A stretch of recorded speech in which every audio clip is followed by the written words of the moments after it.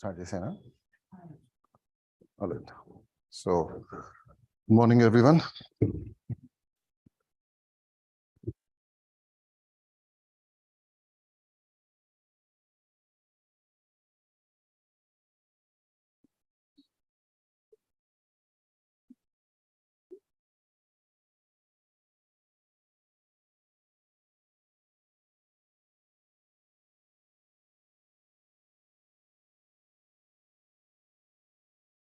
Right. So I see some online guys as well and a couple of others. So, good morning, everyone. So we are here to discuss about this 100% prelims course that we are about to offer. And I'm sure most of you must have attended the other orientation sessions as well, right? And I think this is the last orientation session of the total program. So, and what's the subject? What's the subject? Economy, right? So let's start with the discussion. Online guys as well, I just need some kind of participation while you are listening to the class. So if you look at the first and foremost, see, this is a course which is completely focusing on prelims. So how to clear prelims. Forget about clearing prelims. That's the last step of the first phase. So it's primarily about finding out the nature, finding out the structure of the examination, particularly the preliminary examination. So to understand any examination, not just UPSC, to understand any examination, the one thing that you have to keep in mind is to go through the previous year questions, to look at the nature of the paper, to look at the structure of the questions, to understand the very essence of the examination. The first thing that you need to look at is to go through the PYQs. So looking at the share of economy in this examination. So in the past 10 years, these have been the questions. So it started, if you look at the 2003 paper, it was around 18. And by 2022, it was around, again, 18. So there was this 1 year where there were 20 questions as well. And there was also 1 year where the number of questions have been reduced. But that's just an exception. Other than that, if you look at the total number of questions are around 150 questions. So around 150 questions, which means each year, the weightage is around in between 15 to 18%. If there are 20, then of course it goes to 20, but the average weightage for economy is around, the average weightage for economy is around 15 to 18%. So obviously it carries enormous weightage in the total scheme of the examination. So that's the first thing that you need to keep in mind. Then, if we look at the type of questions, see, prelims is all about knowing what you don't know. Prelims is all about knowing what you don't know, because speak with any people who have already taken the examination. I'm not sure how many of you have already taken the examination. Online guys, how many of you have taken the examination? Is there anyone who already took the examination here? What about you guys? You took the examination. You, not yet. Okay.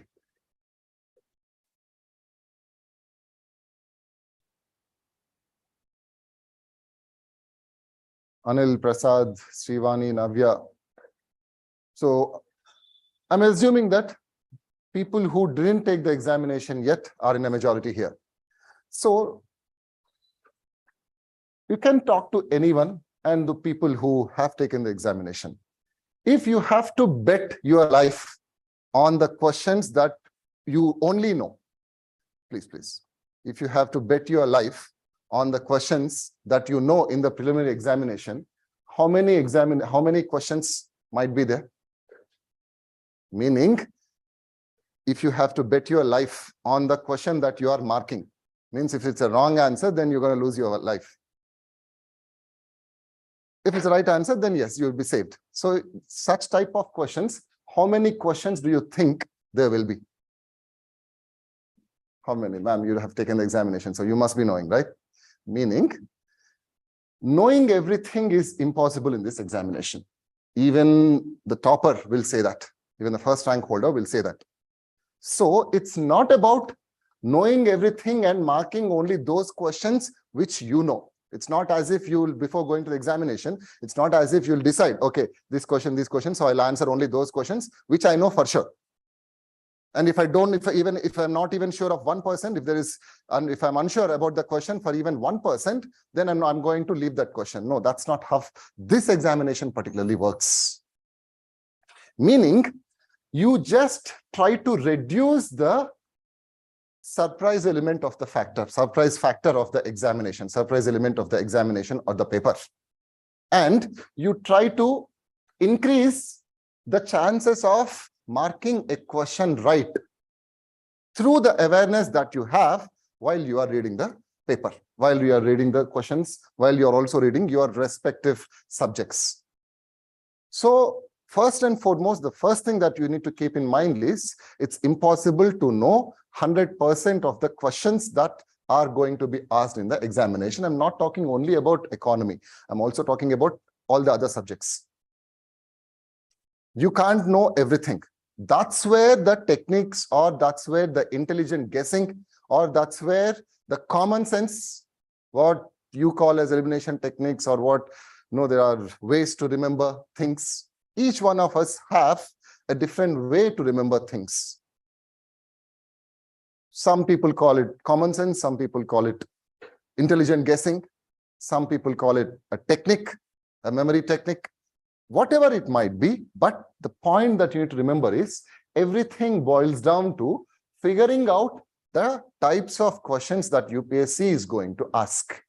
First, you need to understand the types of questions that are being asked. This applies for every subject, but particularly it applies for economy. And if you have seen the previous year questions, which we generally ask you to in every, I'm sure every teacher asks you to buy a PYQ book and go through the PYQ books, PYQ questions. So if you look at the PYQ questions of economy, of the 18 questions, the questions which are medium to difficult are a bit higher last year.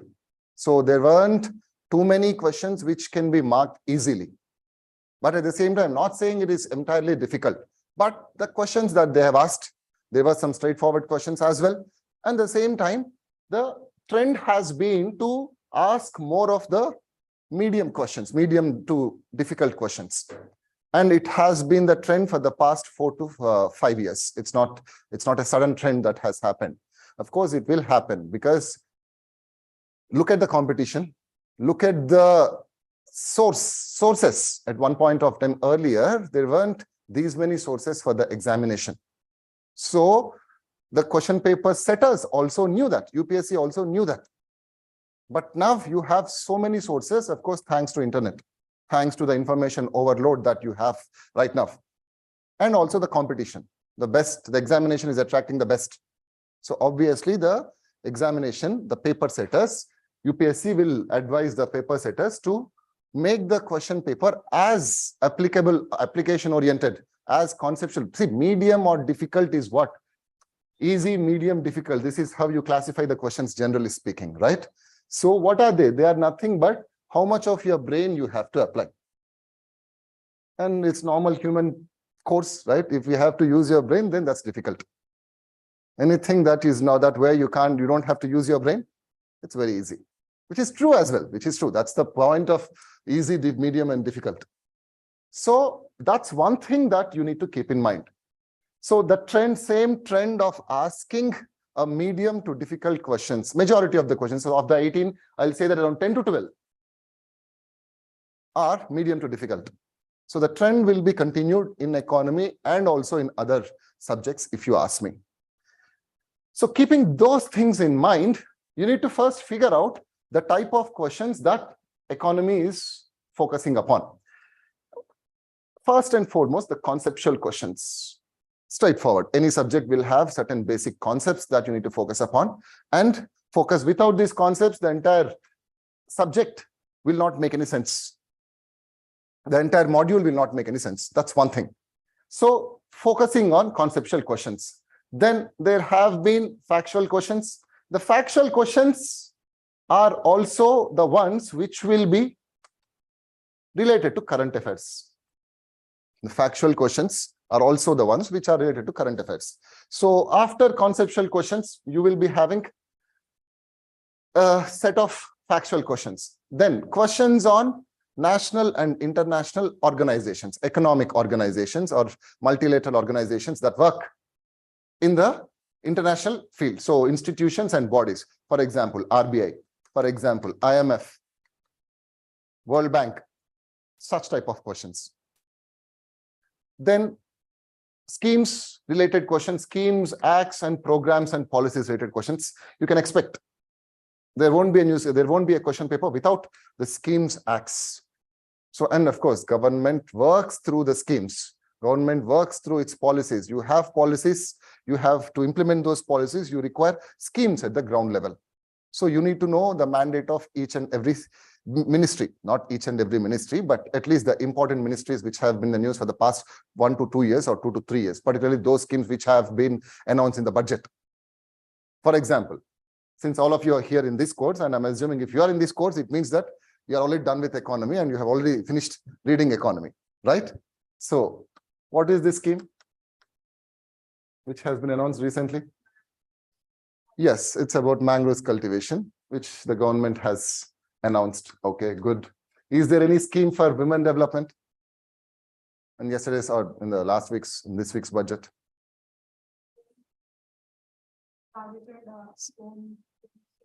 Targeted women self-help groups. Is that about what you're talking about? Okay, fine.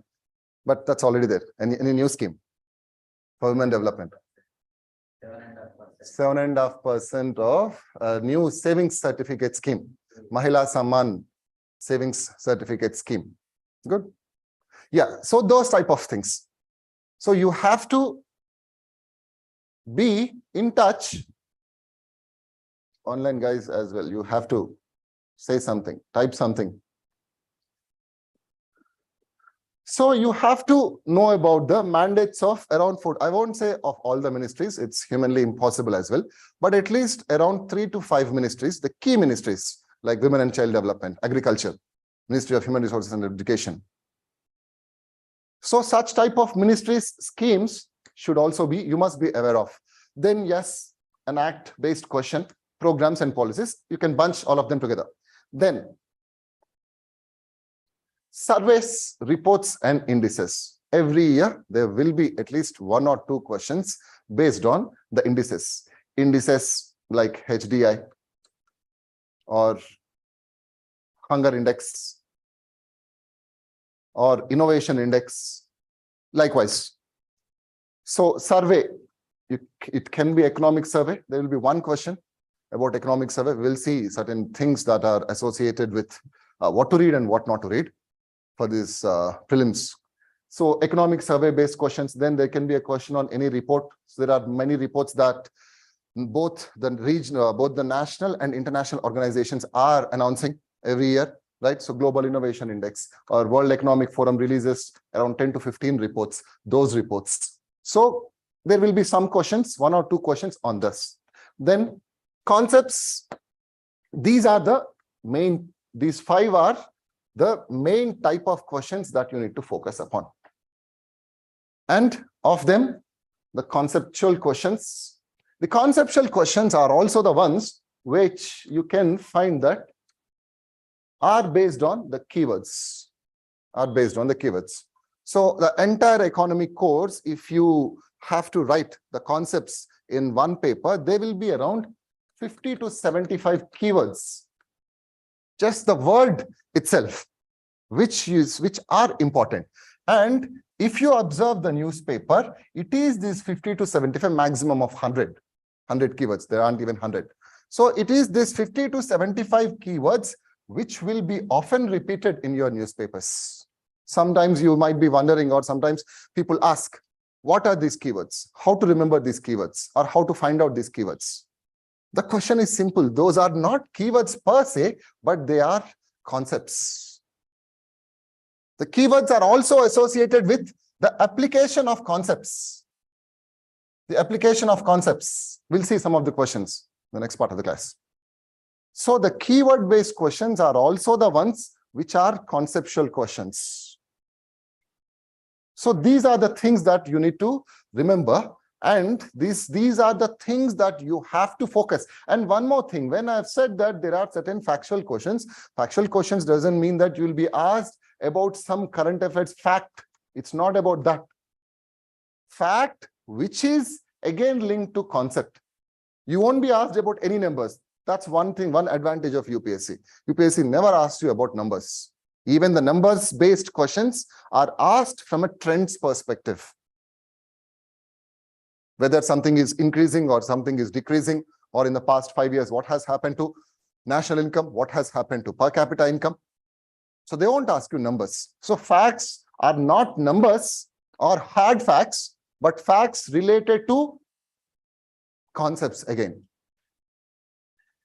So if these are the 5 core type of questions, then there are some other questions like concepts with current affairs relevance. So something which is in current affairs, but the UPSC might not ask you current affairs directly. Rather, the concept that is associated with that particular current affairs. For example, there's this question on indirect transfers in 2022. We'll see that question. Then range, as I said, easy to medium to difficult level. And expect for 1 or 2 unconventional questions. There will be 1 or 2 unconventional questions of the total number of questions. See, remember that if there are 20 questions, if you can answer 20 out of 20, then you are the best. Of course, we should try for the best. But if you ask me, better is always better than best. Meaning, even if you out of 20 questions, if you are able to answer 17 to 18 or 15 to 17 net number of questions, 15 to 17, that's very good performance. That's very good performance. Because if you see the cutoffs are hardly around 50% of the total marks, right? 50 to 55%, the general cutoff. So which means you need to have a hit rate of 50%, 50 to 55, net hit rate of 50 to 50. Hit rate means total number of questions after negative marking. So these are the things that you need to keep in mind. So even if in 20, if you can answer 15 to 17 questions, it is good. That's a very good performance. As I said, don't try to top the examination, prelims. Don't try to top prelims. Nobody is going to give you any medal. It's all about clearing the prelims. So there will be 1 or 2 unconventional questions, which if you have prepared, it's good. If not, you should just leave that question. So looking at the types of questions now, let's look at each one of them in detail. So first and foremost, what are conceptual questions? As I said, conceptual questions are based on the keywords. The keywords. So while reading the structure of economy, while reading your economic transformation, there is this one thing that you will read about. Real sector versus the financial sector. Real sector, or which is also called as real economy. Real economy versus the financial economy. So here you need to understand the idea. You need to know what the real economy is, what it constitutes of. Only then you can understand, or you will be able to mark the questions. What is real economy? Real economy is that part of the economy which produces physical or tangible goods. Physical or tangible goods. So this sector is the one which produces your goods. If you know this idea, that's when you will be able to mark the answers. So those options which will be producing a physical asset, tangible, intangible. Tangible means which can be felt, which can be seen. Intangible, services. So financial economy is the economy which produces services. While reading structural transformation, while reading the structure of economy, you will read that Indian economy is more of based on the services sector or the financial economy compared to real economy. That's what you read. That's what we read, that we have bypassed the second stage of structural transformation. So it was based on that. So now look at the option. So you need to know what a real sector is, not real estate. Real estate is different. Real sector is different. So based on that, farmers harvesting their crops, the end product is a physical, tangible asset. Textile mills converting raw cotton into fabrics, the end product is a physical, tangible asset. Whereas a commercial bank lending money to a trading company, there is no physical asset involved here. They are providing a service. Don't tell me that, sir, there is money which is physical. Money is also not physical. Money is an idea. Then a corporate body issuing rupee-denominated bonds overseas. Again, this is a service. This is a part of your financial economy. This is a question based on concept and as well as application of the concept. But the key lies in the fact that you should know what a real economy is. Without knowing real economy, there is no way that you can mark the answer. Or in the last part of the session, we'll also talk about some tips and tricks, how to maximize the score, because that's the first thing that we want. Tips, tricks, shortcuts. We like shortcuts. So based on that, the answer will be your 1 and 2. One tip that I want to tell it here itself is, see, tip. What is that trick? They are asking about real economy. Means if you have knowledge of a basic knowledge of and basic understanding and knowledge of the subject, okay, they are talking about real economy. Means something which is visible, which is visible on a day-to-day basis. So on that way, in that on that line of thought, you can mark these two as options. But those type of question, those type of that line of thinking sometimes might not work. So it is a concept, and the best way to remember it is reading the concept. So that's a conceptual based question, which also has an application. Then conceptual application. This is in fact the true conceptual application, not the previous question. True conceptual application. First, read the question. These are all previous year questions. These are not imaginary questions. With reference to the Indian economy, consider the following statements. If the inflation is too high, Reserve Bank of India is likely to buy government securities. The minute you see the first statement, you know that this is part of your RBI and monetary policy topic. RBI and monetary policy topic, which talks about the bond purchase and selling program, which talks about the interest rates, which also talks about your repo rate or policy rate. These are the things that you read in your monetary policy. So the minute you read the first statement, you'll understand that. Then how will you answer this question?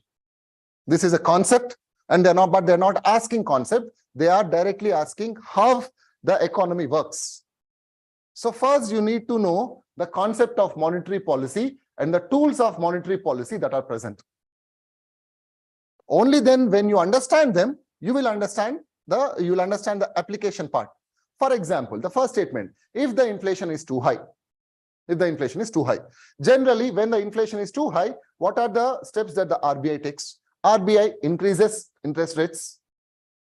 RBI increases interest rates. RBI, because inflation can also be a situation where too much of money chases too few goods.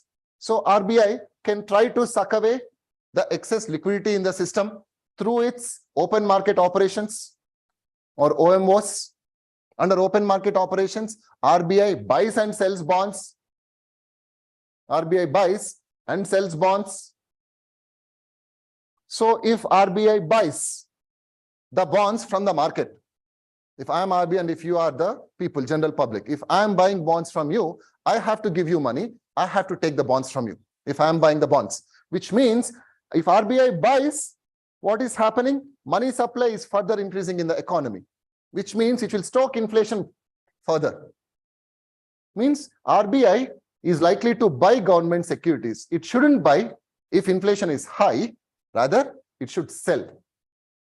If RBI is selling, then If RBI is giving you bonds and taking that money that's in your pockets, which means that will result in reduction of money supply.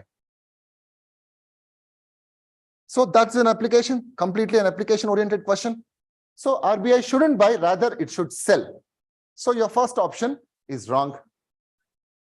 And this is where that elimination technique of your comes handy. Meaning you look at the options, you'll say that all ones are wrong. Hence, there is only you are left with only one option, that is 2 and 3. That's elimination technique. But your elimination technique is also based upon your conceptual clarity and also how it is being applied. Sometimes you feel, sir, interest rates increase, interest rates decrease, ఒకసారి increase చేస్తుంది, ఒకసారి decrease చేస్తుంది. అదే step కి bond by చేస్తుంది, cell చేస్తుంది. ఇదంతా ఎందుకు ఇట్లా ఉంది అంటే the reason for that type of confusion is because we don't read things to understand. We read these questions to clear the examination. We read the concepts to clear the examination. There is a difference. Reading something to understand for yourself is different from reading something for clearing the examination. Until now, your bachelor's examinations, you didn't read them to understand. True or not? You never read them to understand. Rather, you read them to clear the examination. That's one strategy which will not work in for this examination. Unfortunately, that's the nature of the examination. So that confusion arises. The other day, a student was asking, so there are too many concepts. There are too many keywords. How to remember these keywords? No shortcut. Shortcut comes once you have done 99% of the work. 1% is shortcut. How to remember? Read. That's it. Repetition, making yourself familiar with the concept. As long as you're not familiar, you can't. You're familiar with the way of Ashok Nagar or the streets of Ashok Nagar. Right? You're familiar with the streets of Ashok Nagar. Now, you don't think while roaming around Ashok Nagar. You think about your destination or you think about some other thing, but you have your muscle memory. That muscle memory did not build right away. It built, imagine the first day when you came to Ashok Nagar. The day one, you must have been looking everywhere, like that headless chicken or chicken lost from the group, that small chick lost from the family, roaming here and around, asking them, there, this. You spent some time here, that's when you became familiar. You need to spend some time with the concepts because you never read them. So that is application-based question. But what if there was one was also not given in another option? What if UPSC? So what if they say 3 and 2? Then you can't mark the answer, right? Obviously, if they want to make your life difficult, they can give in this way as well. So that's where the conceptual clarity you will be able to get the conceptual, your conceptual clarity is going to help you. For example, if rupee is rapidly depreciating, RBI is likely to sell dollars in the market. So if rupee is rapidly depreciating,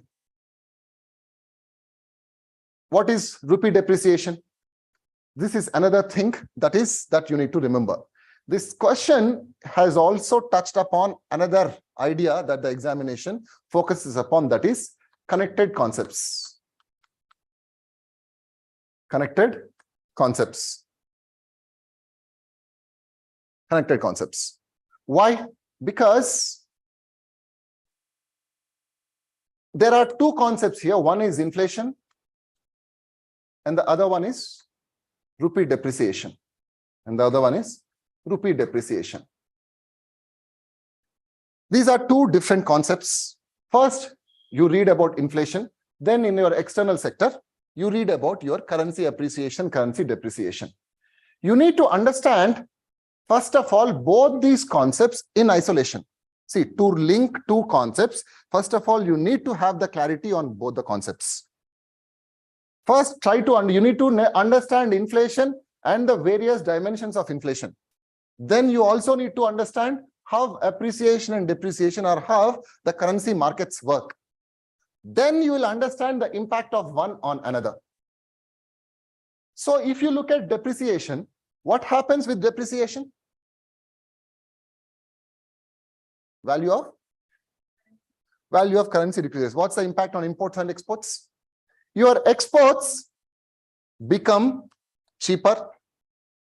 Exports become cheaper and your imports become costlier.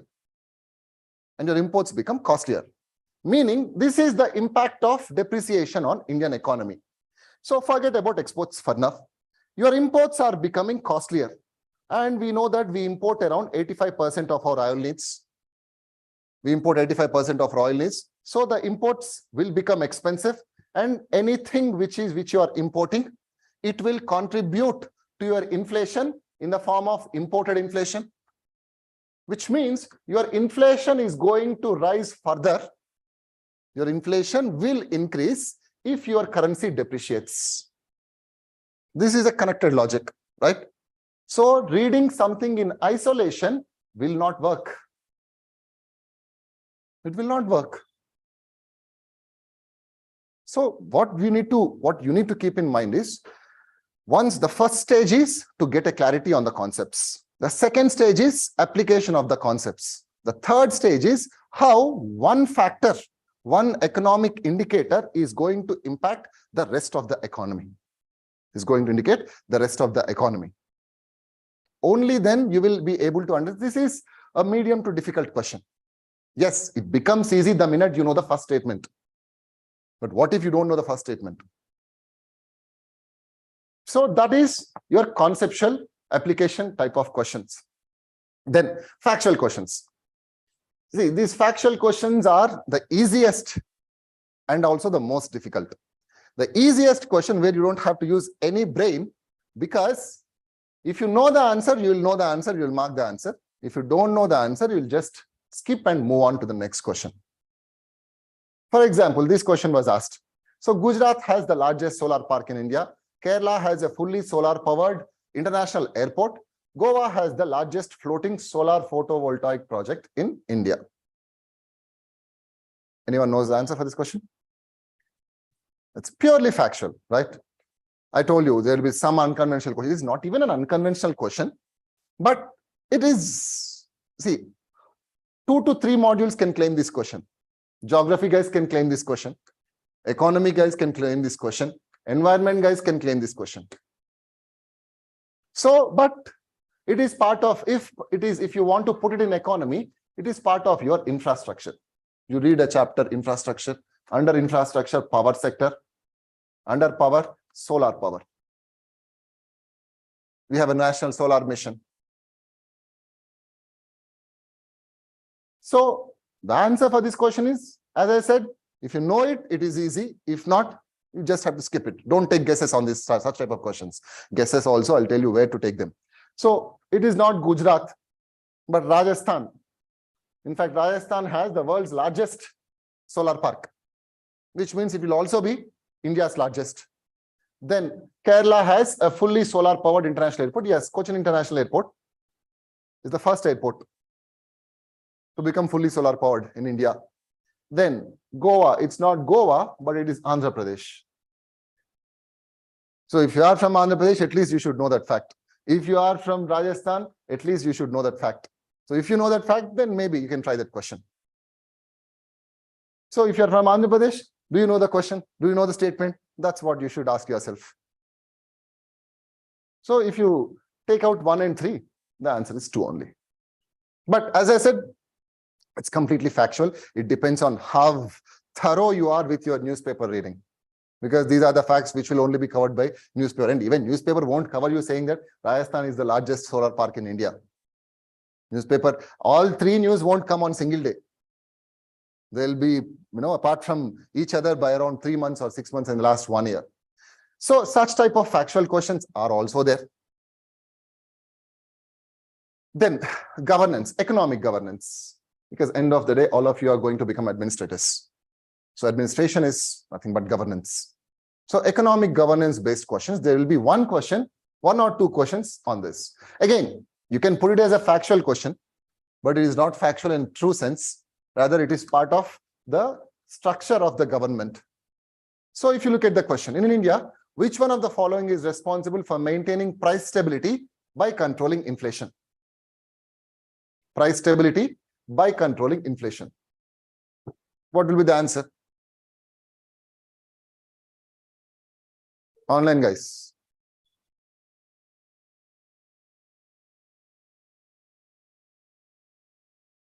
Are you trying to type something and is there an issue? Why am I not able to see any? Yes, Ashwin, type.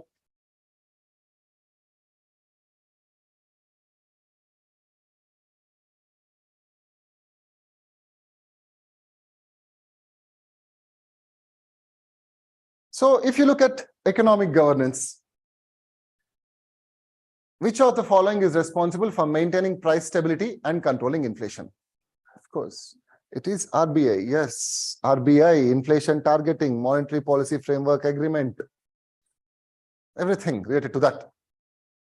The minute you talk about inflation, the first thing that should come into your mind is RBI. First thing should be RBI. First thing should be monetary policy. At a second order level, think about other things. Think about the impact of fiscal policy. Then concepts with current affairs relevance. This is interesting because we think that current affairs means we have to just remember the fact. But this is, most of the people thought that this is asked randomly. This question was asked randomly. Which one of the following situations best reflects indirect transfers often talked about in media recently with reference to India? With reference to India. So first of all, concept, yes, you need to know what indirect transfers are. In fact, this is not even a direct concept. The main concept that you must have read is retrospective taxation. The main concept is retrospective taxation. What is retrospective? Retrospective, going back in time. So your budget 2020, the taxation law 2021, budget has amended.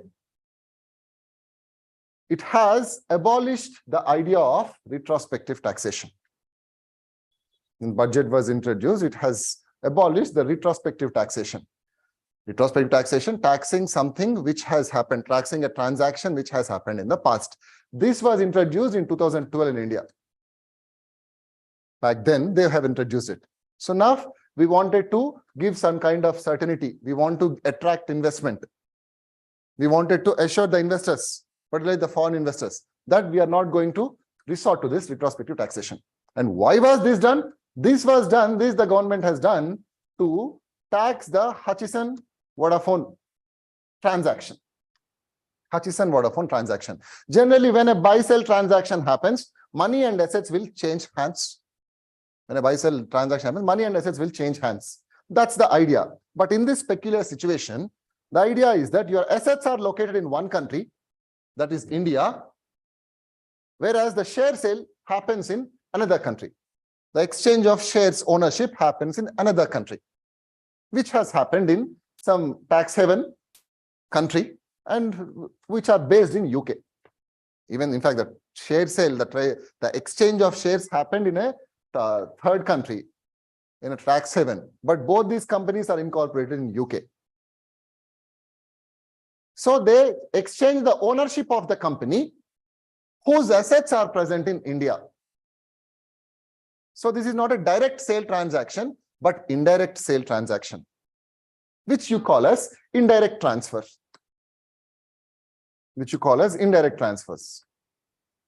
So Vodafone is even in news as recently as last week, this current week, in fact, the week gone by. So Vodafone was always in news. Vodafone related concepts. So this is indirect transfer because they haven't transferred the assets directly. Government of India, when it introduced retrospective taxation, said that we are not going to allow such type of indirect transfers. We will also tax such type of indirect transfers. An associated concept with the same idea is what type of tax they will impose. They will impose capital gains tax on such type of transactions. So this particular provision has been abolished in the budget. That was the reason the question was asked. So 2012 or 2007 topic kadadi.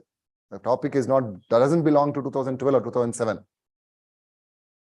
Act-based questions.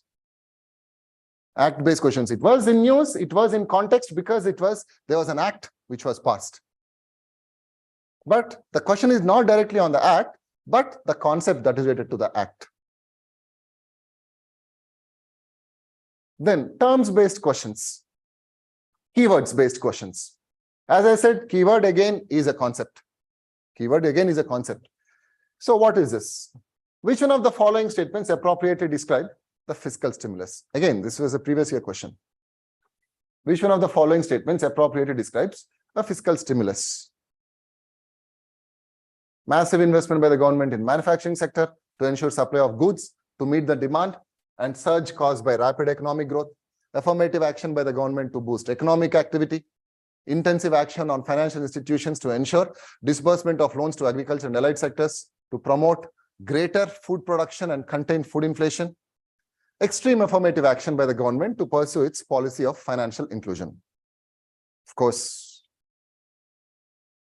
none of the statements are using the words that you must have read fiscal stimulus as. Because this is not the way we learn fiscal stimulus. This is not the way we define fiscal stimulus when you are listening to a class or when you are reading from a textbook. What is fiscal stimulus? Fiscal stimulus, of course, anything that's related with fiscal is in the hands of government, and anything that's related to monetary is in the hands of RBI. So, fiscal stimulus. What is a stimulus? Stimulus is something which stimulates, where something you're giving that extra push to something, extra energy to something, to make something more vibrant. So this is related to something. Fiscal means something in the hands of the governments. What are the two things that are in the hands of the governments? Expenditure, spending. There are only two things in the hands of government from the fiscal perspective. Number one is expenditure, and number two is taxation. So the government has to do something on these two dimensions to give stimulus. Of course, where will they give stimulus to? Stimulus to the economy. So energize the economy, give some steroids to the economy, push the economy to grow further in terms of expenditure, in terms of taxation. So generally, fiscal stimulus programs involves increased expenditure from the government or decreased taxation. This is directly in the hands of the government. This the government wants to put money in the hands of the people by decreasing the taxes. So both these activities on part of the government will have a multiplier effect on the economy. And that's how the economy will grow. So this is not related to any one particular sector as such. Rather, it is related to the entire economy. And the most relevant option is, it is an intense affirmative action. Affirmative action is supporting action, a supportive action. In your polity, you read affirmative action as reservations. Reservations are called as affirmative actions. What are reservations? Supportive, additional supports that are given for weaker sections. The same way, when economy has become weak, when economy is weaker compared to the normal times, that's when government uses such type of affirmative action to boost economic activity. Meaning, when under normal circumstances, governments will not go for fiscal stimulus. Only during recessionary times. Only when the demand is collapsing, when the aggregate demand is collapsing. That's when the governments will go for fiscal stimulus programs. Hence, the answer will be B. This is normal. Of course, it is also in current affairs because it was COVID. COVID times, an extraordinary activity which has weakened the economy. So the economy requires additional stimulus, additional support. Then institutions-based questions. As I said, national and international institutions-based questions will also be asked. For example, global, this is about a global financing instrument. or global multilateral organization. Rapid financing instrument and rapid credit facility are related to the provisions of lending by which one of the following. This particular question was the first question in one of the sets of UPSC last year. This is the first question. Normally, history or polity, or if the exam starts with, if the paper starts with either history or polity or environment, the mood will be good. Imagine the people who got this set. I think it's A or C, one of the two sets. Imagine the situation of people who got this set, and this being the first question. And see, the dread for economy, like fear of economy, is very common in almost all the aspirants. Somebody who is loving economy, somebody who enjoys economy, are very rare, and they are exception. I enjoy economy. So imagine the dread of the person in the paper whose first question is this. Did you take the examination last year? What was your first question? Not this question. Achha, then you are good. How do you feel economy generally? Yeah, you like economy. Good. So this was the first question. So rapid financing instrument and rapid credit facility are related to the provisions of lending by which one of the following organizations. This was also a time post-COVID period.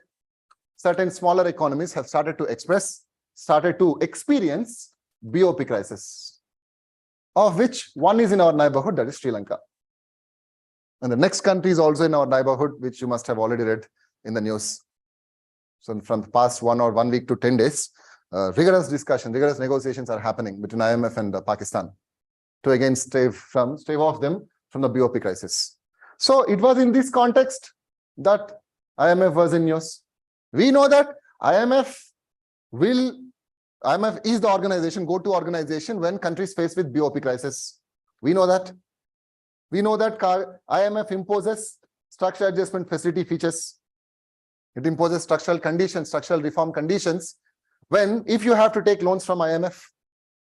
So as part of that, there are multiple windows, multiple instruments through which IMF will provide. It's not as if there is only one type of loan that you can go and take and come back. There will be different types. There will be short-term loans. There will be medium-term loans. There will be long-term loans. There will be loans without any interest. There will be loans with higher interest. There will be conditional loans. If you don't want to take any conditions, obviously, immediately the loans will have higher interest rate. And they'll be generally for short-term, provided only when a bunch of countries, financially solvent countries, provide that guarantee. So there are different types of conditions, rules and regulations under IMF. Read newspapers. If you have read newspapers during that crisis, then you will come across these terms. These are not the terms. See, don't think that these two terms must have been discussed in one of the classrooms in the country. No. When they are discussing IMF chapter or when they are discussing BOP crisis. No, that will be impossible. If you have to write down such things in the notes, then your notes will become encyclopedia of UPSC economy. And you don't read encyclopedia. Do you read encyclopedias on a daily basis? No. Encyclopedias are supposed to be in your shelves, in your houses, where people come see, oh, wow, they have encyclopedia. Antavarke. Yanni raskunta bote, mi notes good encyclopedia aipe, mi room la atluntadante. Dani mire diru. Not even you will touch if you write down all such type of things.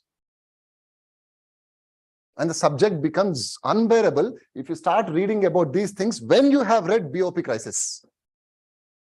So at the first level, you only read about BOP crisis. At the first level, you only read about IMF, the conditions that IMF imposes, how the country, since we are in India, how India has tackled these reforms. Then the current affairs topics, when you read about IMF Sri Lanka crisis, IMF Pakistan crisis, then that is application that you build on the base that you have already created. So do not make your notes the encyclopedias. Edi rayali, edi rayoddu anedi teliyali notes lo. You should know what to write and what not to write. So this is an institution-based question. Of course, they are talking about the BOP crisis, and it is IMF. These two facilities are the loan windows provided by IMF. Why? For the very fact that to force the country to take reforms, it will take some kind of negotiation. Negotiations usually take time. So by the time the negotiation ends and they are given under SAF facility, they are given loans, they need some short-term loans as well. That's why these are rapid instruments, rapid credit facility and rapid financing. So it's like a stopgap, it's like a band-aid to the bleeding economy.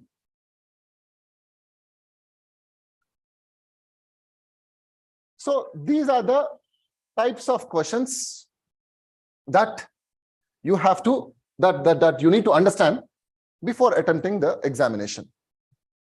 At the same time, what to read? What to read? Should we read the entire economy module? All the topics that are present in the economy module? Or are there some topics selected or chosen according to your cost-benefit analysis? Of course, end of the day, it's all about, this is prelims. So prelims, you have to always keep in mind this cost-benefit analysis. Meaning, look at the topics that are being asked repeatedly and where the maximum weightage is present. You also have poverty, you also have unemployment, you also have agriculture sector as such. Each of the three sectors as such. You have services sector. You have many other topics in economy. But if you have been looking at the trends from the past 4 to 5 years, these are the topics that UPSC has been focusing upon. Around 70 to 80% of the questions are from these particular topics. These 7 to 8, depending upon how you club it. National income. Of course, national income will be the basis of any economy or any economic questions. Then, within national income, financial markets. There is excessive focus on financial markets. Of course, for an obvious reason. Then, RBI and monetary policy. Of course, both the policies, fiscal policy and monetary policy, banking, inflation, and external sector. Without inflation, there won't be a question. Sorry, without the question on inflation, there won't be a question paper. At least 2 to 3 questions will be there on inflation. Again, the same trend is going to continue even this year. Why? Look at the news internationally. High inflation, global inflation has reached record highs. So to meet this inflation, what are the central banks doing? Central banks are going for hawkish monetary policy. They are going for tighter monetary policy. They are increasing interest rates. Governments, they are also trying their level best to reduce inflation. Any step that RBI takes is going to have an impact on banking sector. External sector. Rupee depreciation has been in news, right? Rupee has depreciated to historic lows of lately, and we are hovering in between the 80 to 85. So this is in news, rupee depreciation. Last year, kuda ive topics unnai. Ee year kuda ive topics. Because these are macroeconomic issues that countries are facing in the post-COVID world. So obviously, UPSC will focus on them. Financial markets. In the past 1 week to 10 days, there is no single newspaper without talking about financial markets, money market, your capital markets. Because of Adani saga. Because of Adani issue. If there is some event in the markets which is threatening the entire banking sector, entire capital markets sector, obviously that is importance. That is of importance for you. Maaku stock market ardham kavu. I don't like stock markets. I hate stock markets. Stock markets, only bad people go into stock markets. Harshad Mehta, Ketan Parekh. We only know stock market with the knowledge that we have by watching that Big Bull or whatever that series was. There's a series, what was the series? What is it? Shark Tank? No, not Shark Tank. There is a series on Harshad Mehta, I think, which was made by Sony. There was what a Big Bull. Is it Big Bull or I don't know. There was one series. So whatever the knowledge we have of financial markets, we grabbed it by watching that series. So we don't know much. That's not going to help. Again, of course, you won't be asked about the masala. Even in the last 10 days, that masala that has been happening, you won't be asked who is Hindenburg, where is the firm located in, who is Adani, which Adani company lost the maximum value. No, those are not the type of the questions that you need to focus upon. That is all masala. What you need is the concepts, the reasons, the ways through which financial markets work. Bonds, questions on bonds.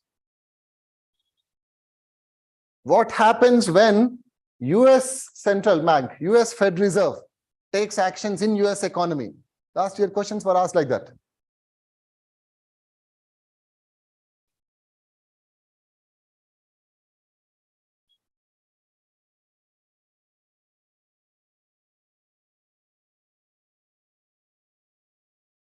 Okay, question and answer is a separate window. That's the reason I'm missing. I was looking at search chat is enabled, scam 1881, scam 1992. Okay. Yes, Yashwant.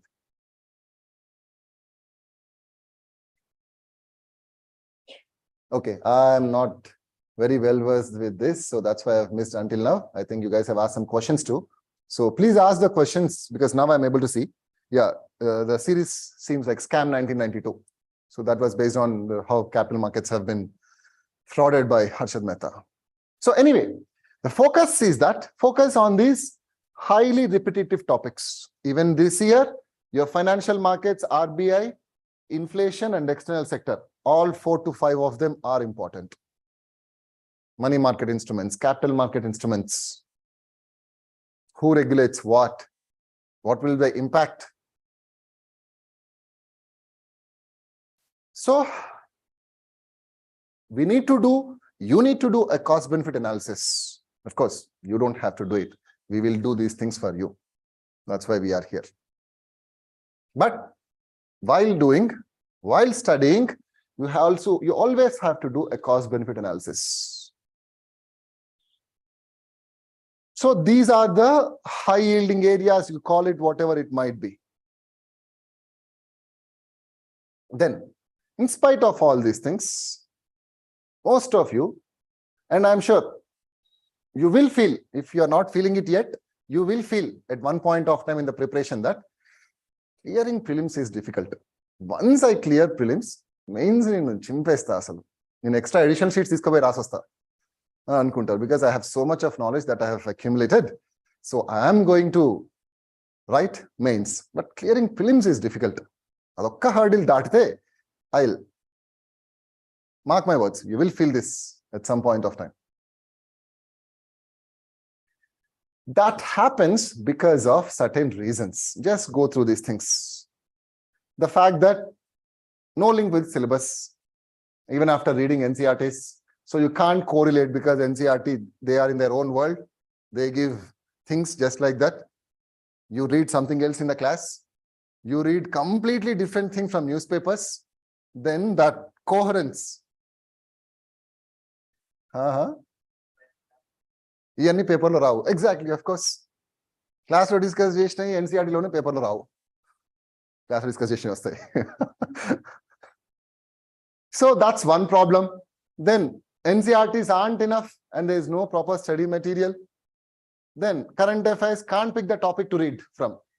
For example, I'm sure many of the students have completely ignored Adani issue or they read the entire masala.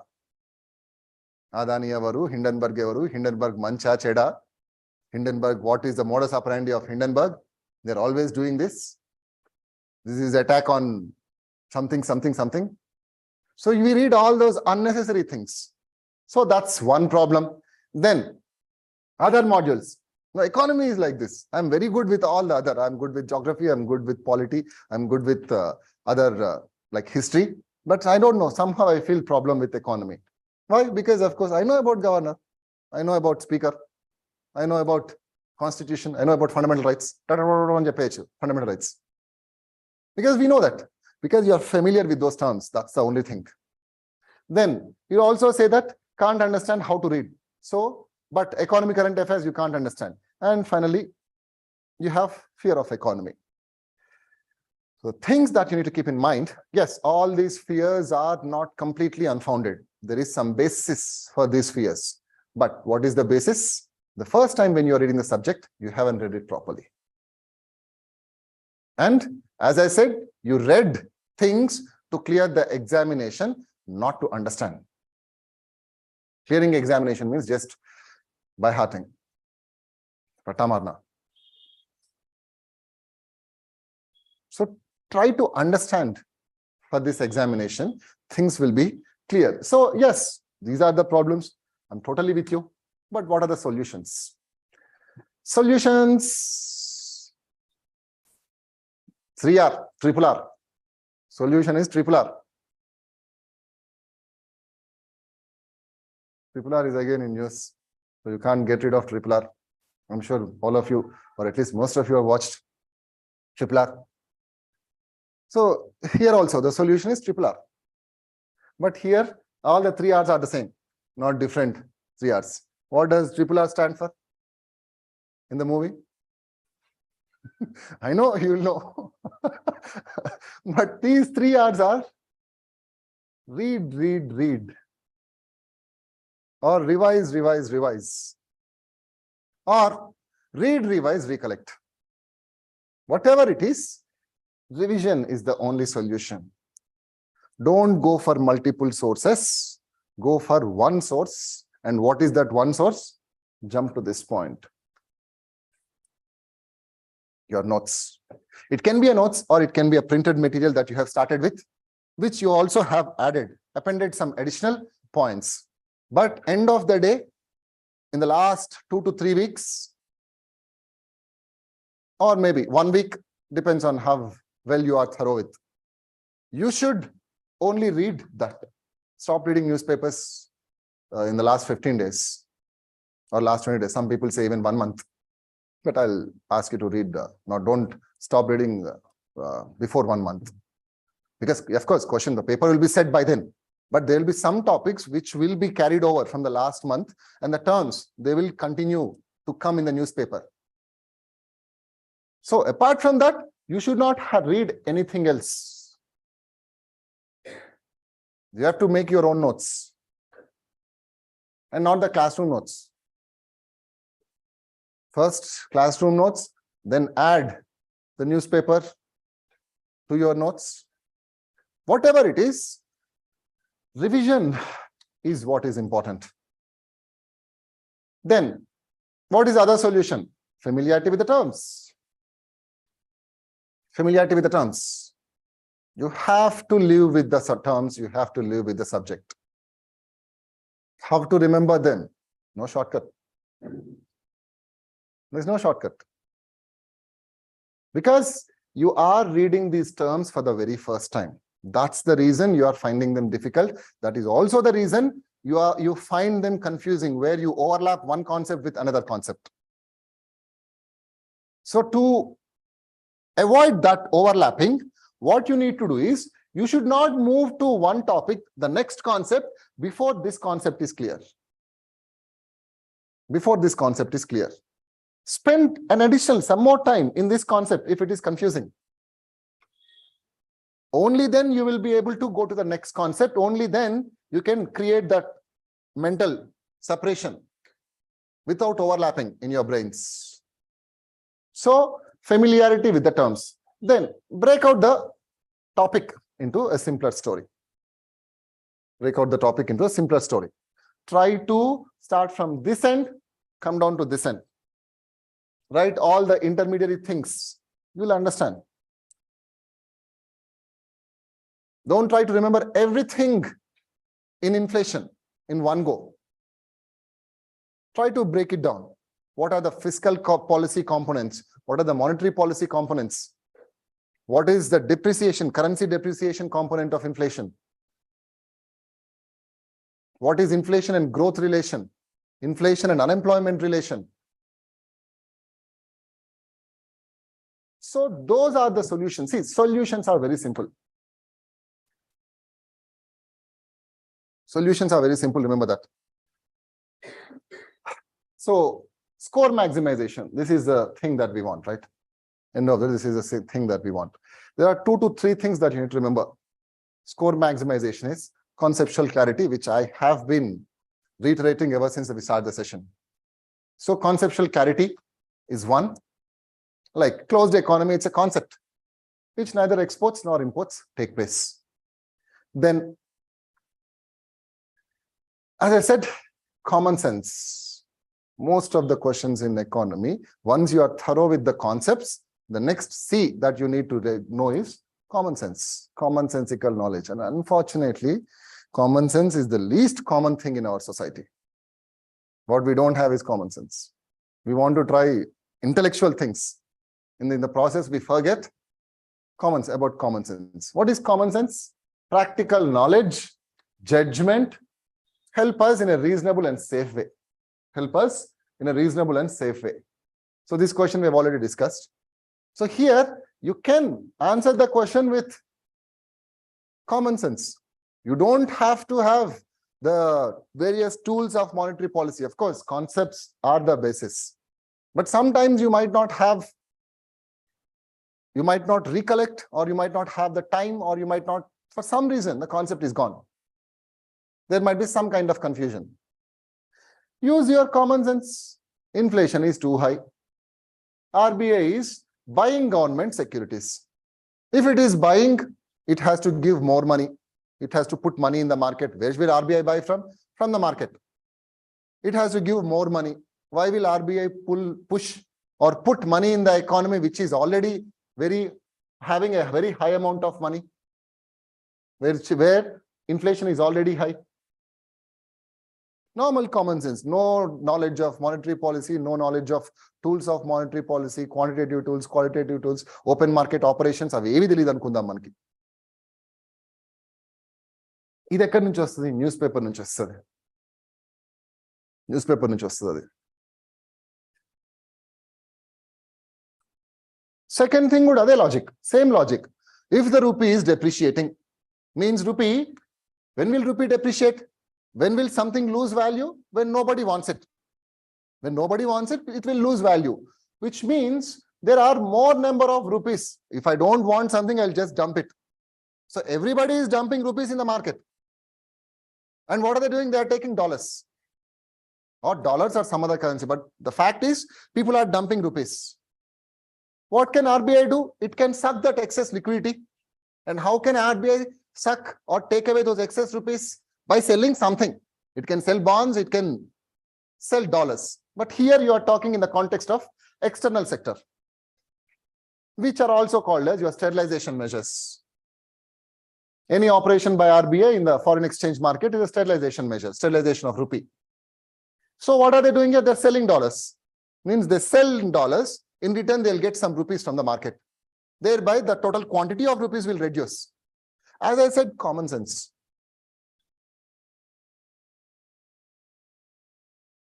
So what you need is commonsensical knowledge. Finally, you need to have some kind of elimination sense of elimination. Have to eliminate. Here, in fact, this sense of elimination, you can also get it here. But you can also have a sense of elimination. Economic growth is usually coupled with deflation. If we don't know what is deflation, opposite of inflation. Of course, when deflation happens, there can't be economic growth. Stagflation. Stagflation, we know that it is stagnation of economic growth. So there is no economic growth here. That's why it is called as stagflation. Then hyperinflation. Normal inflation itself is not that good. You're talking about hyperinflation. Very high inflation. Of course, this is also not desirable. So hence, see, you might be reading this particular statement for the very first time. But what can help you is eliminations of the options. And let us assume the last point that I want to make for the day. Most important, a tip, trick, whatever you want. Remember that there will be questions. As I said, you can't know the answers of all the questions. You will be hardly knowing around 20 to 30 questions on which you can bet your life. 20 to 30 is a very liberal number.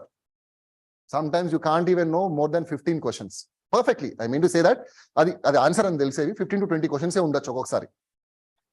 So in that case, what you have to do, of course, you have to go for intelligent guessing. You have to go for intelligent guessing. This is the trick of the trade. So what is that intelligent guessing? Let's say you know that it is not stagflation, you know that it is not deflation, because both of them are counterintuitive to the very idea of inflation and very idea of economic growth. So when you are sure of two options, so which questions should be taken that chance, because there is negative marking. So A questions chance తీసుకోవాలి, ఏ questions chance తీసుకోవద్దు అనేది. ఎందుకంటే నీకు answer తెలియనప్పుడు ఇది skip చేసుకుంటా పోతే you will be skipping around 70 questions if you are only looking for the best answer or the correct answer. So in that case, that's when you come in the second round and start reading the questions, where go for those type of questions or those questions where you are surely eliminating two options. Meaning the answer now lies in these two options. Let's say you don't know those two options. Take a guess of such type of questions. Don't take a guess where you have to guess an answer from 4 options. Now you have to guess from only 2 options. This is one trick that I'll suggest. Attempt these questions even if you don't know the answer, provided you have already eliminated 2 options. Why? Because let's say there are around 10 such questions. 10 such questions where you have to guess an answer. 10 questions will give you 20 marks. Let's say you're very lucky. They'll give you 20 marks. Let's say you're not so lucky. 5 have been correct, 5 have been wrong. See, trust me, when you are using this logic, 10 out of 10 won't be wrong, unless you have really seen somebody whom you're not supposed to see on that day. So mark, remember that person's face. So 10 out of 10 won't be wrong, because you're also employing an intelligent guessing here. So let's say 5 are correct and 5 are wrong. For 5 correct questions, you'll get 10 marks. For 5 wrong questions, each wrong mark, not 0.33, 0.66. So 0.66 into 5, around 3 marks, right? Around 3.5, let's say 3.5. Take 3.5 out of 10, you are still left with 6.5 marks. So go for that intelligent guessing, provided you know that 2 options are wrong. So first, make sure that you do not know 2 options. Then there are other tips and tricks like go eliminate the extreme words, where they say that it has done completely, totally. Itla koni keywords ichi aa keywords eliminate chesesend antaru. It can work, it might not work. Of lately, it's not working. Relying completely on these extreme words ante maximum, totally, completely, fully, was only increasing, only an word unte kuda teeseyamani cheptaru. No, it's not working. It worked earlier. UPSC kuda telisipothe, meeku telishina tips tricks UPSC kuda telisipothe. There is a saying in Telugu, right? Tatak dagu nerptara ani kada adik telvada acha avuna only aniste meer adi eliminate చేస్తున్నారా అని వాడికి కూడా అర్థమవుతుంది. End of the day, it's all about intelligent guessing, having some kind of conceptual clarity. అది లేకపోతే ఏ guess ఏ trick work out అవ్వదు. But yes, there are certain ways in which you can understand, you can link questions, which we will be offering in our course finally. So what are the sources? You know by enough. NCERT macro is enough. You don't have to read the micro. Newspapers, budget, economic survey, and finally, the value-added notes that we'll be providing. So these are the things that you need to keep in mind. So the classes are starting from 17th onwards, it seems. So we'll be offering around 150 hours, around 75 sessions, of which economy will be around 20 sessions. So make use of the course, make use of the content, make use of things. All right. So do you guys have any questions for me?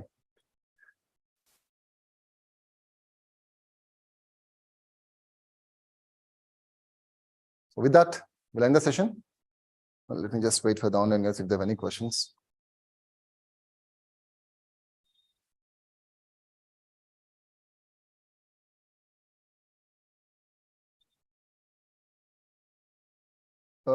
Some of you have asked me to enable chat, but I'm not sure if I have that kind of permission, so I haven't acted on it.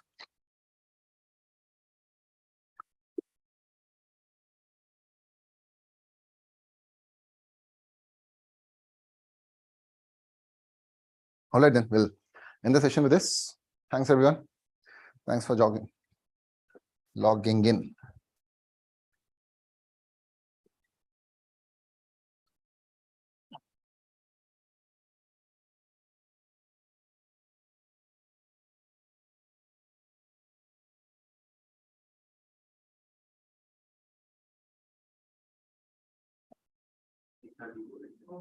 Sorry, sir.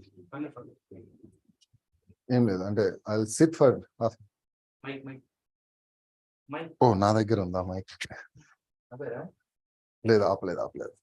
మర్చిపోయాను.